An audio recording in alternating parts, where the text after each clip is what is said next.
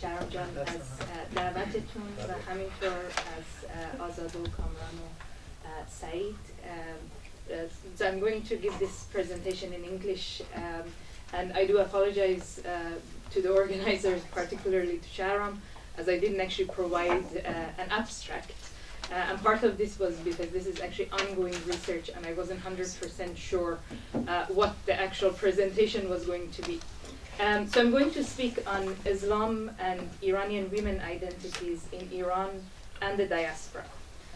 So this paper explores the various ways in which Iranian women, both inside and outside of Iran, are navigating the intersections of national, religious, and gender identities, particularly in the wake of the 2022 Women Life Freedom movement. In the course of the discussion, I will also engage with emerging research from the Belghis ERC project, for which I am the PI. So Belghis, or for short, is building conceptual and methodological expertise for the study of gender, agency, and authority in Islam. And it emerges from a critical concern around Muslim women's access to justice in Europe. The project engages in a comparative study of how Muslim women in Europe have navigated agency and authority over time and across diverse European peripheries.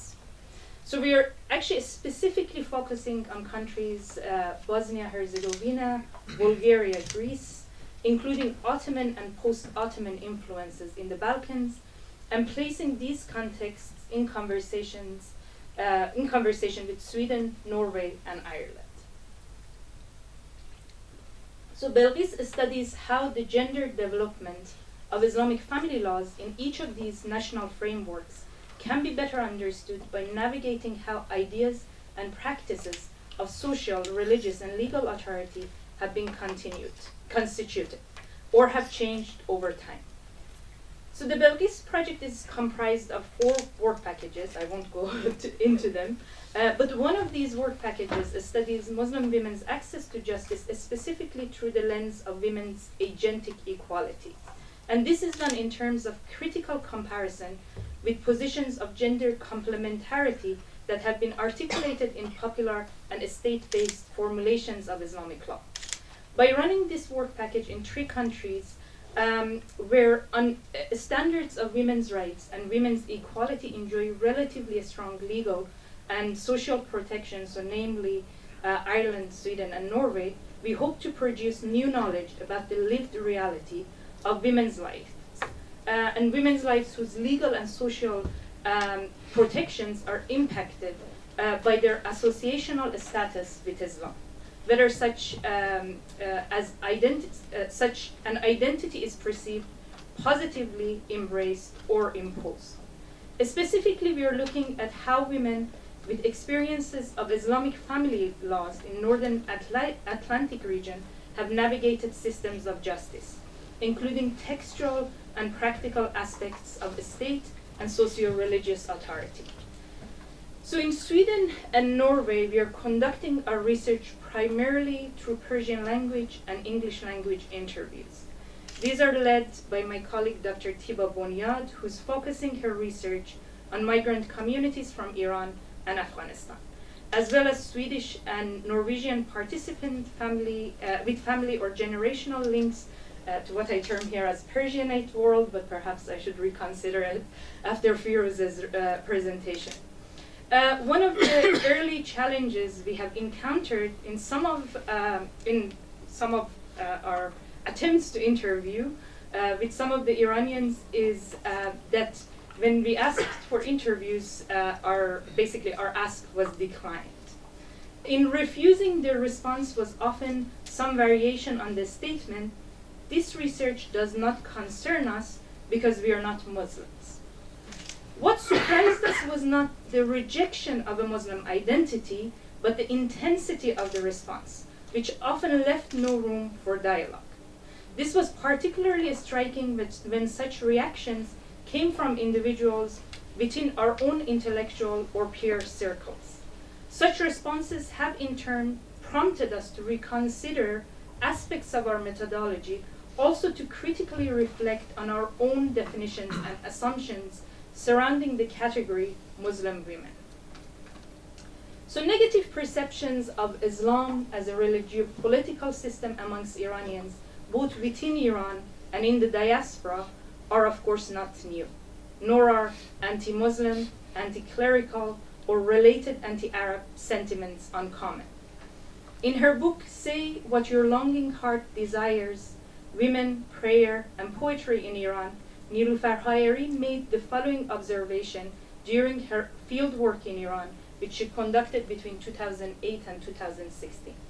So in quotations, the degree of intolerance that I witnessed on the part of secular Iranians towards their religious compatriots in the course of fieldwork for this book was an eye-opener. They often expressed cynicism and spoke of Islam as the source of all our problems. As the Belghis fieldwork progresses, I find myself increasingly aware that such types of intolerance, which assume a religious secular binary when addressing social problems, must be better accounted for in our program of research in order to account for the complex considerations, understandings, and misunderstandings of women's agency that are at work in the world, particularly in relation to women who by choice or association are navigating, embracing, or rejecting some aspect of Muslim identity. So as the Belghis project is exploring Muslim women's access to justice in Europe, a related and growing body of research is simultaneously challenging the longest-standing stereotype of Iran as a predominantly Shia Muslim society. So particularly noteworthy, I'm sure you know this work, is a chapter, Secular Religious Divide, by Puyan Tamimi Arab and Amar Maleki, which presents data from a survey conducted by Gaman Group for analyzing and measuring attitudes in Iran in 2020. So they surveyed around 40,000 adult respondents residing in Iran and found 32% of participants identified as Shia, 22% said they had none or they were religiously unaffiliated, 9% atheist, 8% spiritual, but not religious, 6% agnostic, a smaller group, 0.5% identified as Baha'i, 0.1% identified as Jews. There were some questions around the methodology of this study, and actually the surveyors themselves, they note this. They say inevitably sampling bias and the absence of the illiterate population affected the results, by this stark disparity with the image of a homogeneous Muslim nation is too significant to ignore. And in this survey, it's also noteworthy that they say 8% identified as Zoroastrians, and identification attributed more to cultural nationalism and symbolic reclamation of pre-Islamic heritage than to active membership in a small ethno-religious Zoroastrian community. In a separate research, Anna Maria Gomez Rayat Parvar also notes that incidences of Christian conversion in Iran are often framed as a rupture from Islam. The rise of such alternative religious affiliations and secular identities appear to reflect a broader process of societal transformation in Iran. So as early as 1998, Azadekian argued that the Islamic Republic was facing a legitimacy crisis due to the failure of political Islam. A more recent analysis by scholars such as Mahmoud Pargu, Arash Qajarjazi, Mansour Muaddel, and Tamimi Arab Maleki, who I've already cited, have made additional arguments for an ongoing process of secularization. However, the term secularization is not used uniformly, so some research the term appears to denote a decline in religiosity or a move away from religion. In other research, secularization is used to refer to withdrawal from the organizational religious structures of institutional Shiism. In other works, again, secularization is used as a synonym for categorical separation of religion and state. Equally so, Islam is deployed in uneven ways and is also a contested term in terms of analysis. Shahab Ahmed's excellent work actually talks about this. So it captures this lack of a single homogeneous definition of Islam. So in What is Islam, he writes, the greatest challenge to a coherent conceptualization of Islam has been posed by the sheer diversity of, that is, range of differences between those societies, persons, ideas, and practices that identify themselves with Islam. Such an assessment is in diametric opposition to the idea of the Islamic Republic's production of a citizenry in the mold of Homo Islamicus. And this is borne out by Belghis' interviews to date. So I will share some of this is an ongoing project. We're in year 2, so we've just started the interview process. There's 3 years waiting for us. So one participant related how she had challenged her family's notion of Islam on the basis of their insistence that only one form of mazhab exists. Other interviewees have highlighted the different practices of Muslimness that they have either seen or experienced in contemporary Iran or in diasporic communities.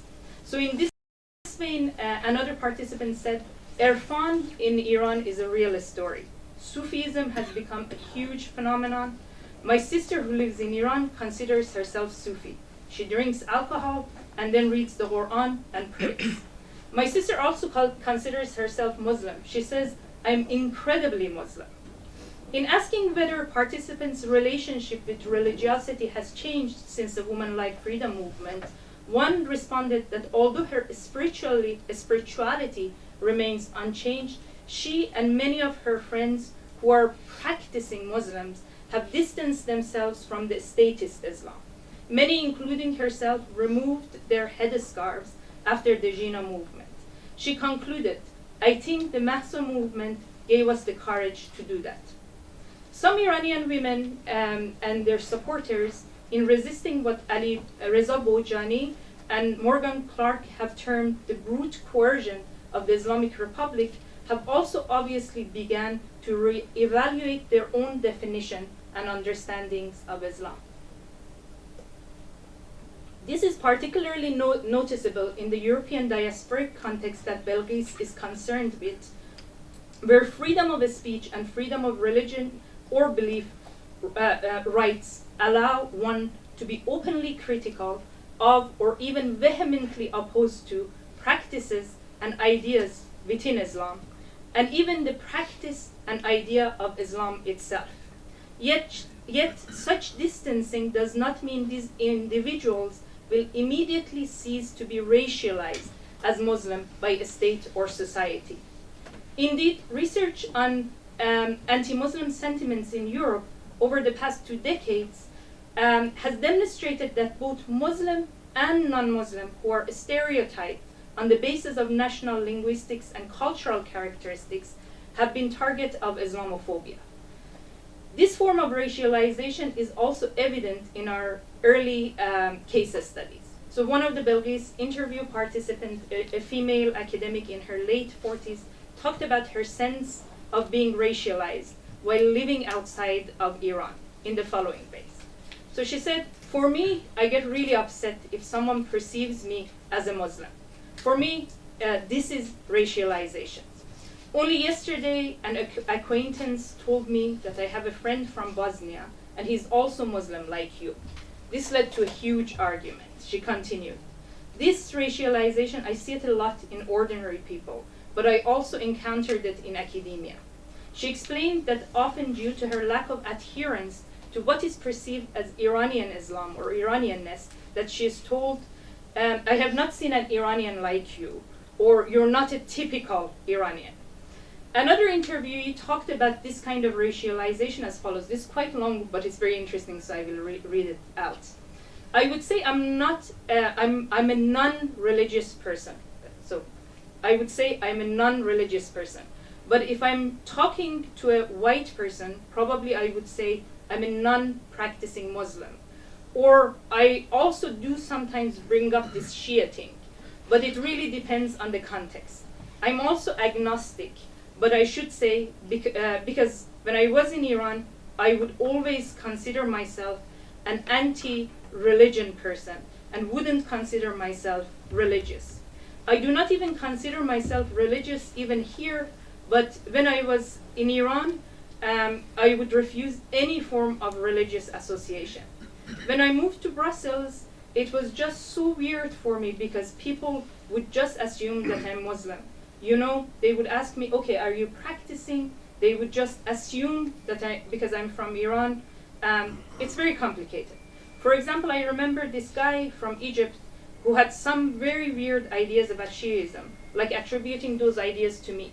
And then I thought, I'm a representative of a person from a Shia community, and I need to defend this, which I never had this in my own country. You know, I always hated everything about that. But then, when I was living in Europe, I was in a position to defend things that I didn't even like. Another interesting finding from our initial interviews has been that nearly all of the interviewees who identify as practicing Muslims state that they do not follow a Shia marja taqlid. Some of these women told us explicitly and particularly when it comes to family and women issues, there is no reason to go to a male cleric for advice. Indeed, with some, there is a preference to ask for a lay professional advice. In an interview conducted in Sweden, one participant shared that she does not anymore attend the Imam Ali Mosque in Stockholm frequently. So she used to go every day, it became once a week. She added that nearly all her circle of friends have distanced themselves from the mosque as they find it too political, particularly after the woman life freedom movement. This is much more nuanced. If you want, I can talk more about this in the question and answers. The combination of the waning mosque attendance and the diminishing authority of marja'iyat are indicators of a crisis of traditional and often statist religious authority. Yet, whether the individuals who are the focus of our research in Belgium understand themselves to be repudiating Islam itself or a statist and imposed political Islam, it does not automatically follow that they receive social discharge from ongoing debates around Islam and its influence on national politics in Europe. So just to end, no wonder then that the rejection of Muslim identity and the no to participating in a project exploring the influence and a standing of Islamic family laws in Europe has often been so sharp among the Iran-related participants we have approached. Thank you.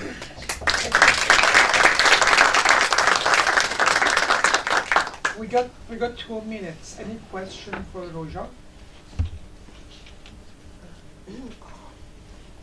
شما ببخشید خیلی ممنون روژا. من فراموش کردم شما در فرانسه هم سروی میکنین در بین ایرانیان فرانسه؟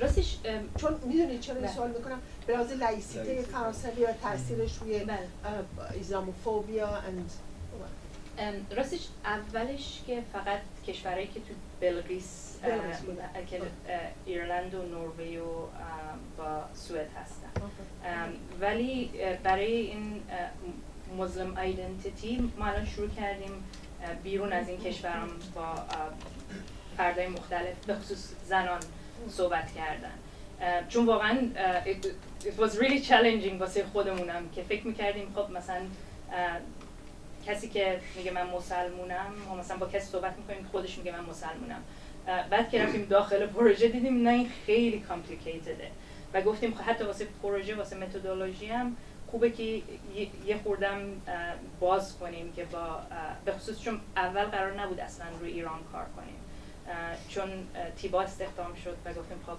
زبان فارسی مسلطه برای همین با ایرانیا و افغانستانیای توی سوئد و نروژ صحبت کنیم مثلا ایرلند رو من خودم کار میکنم و قرار نبود اصلا با ایرانیا صحبت کنیم ولی الان فکر میکنیم اینقدر جالب شده که باید این کار بکنیم ولی کسی خواست با ما صحبت کنه من پیشنهاد میکنم که پویان یک سوال داره بعد مشتبه جان فراد میخواد شاید استراحت بکنه، اوکی هست باشه به نفر بعدی فراد باشه. بفرمایید.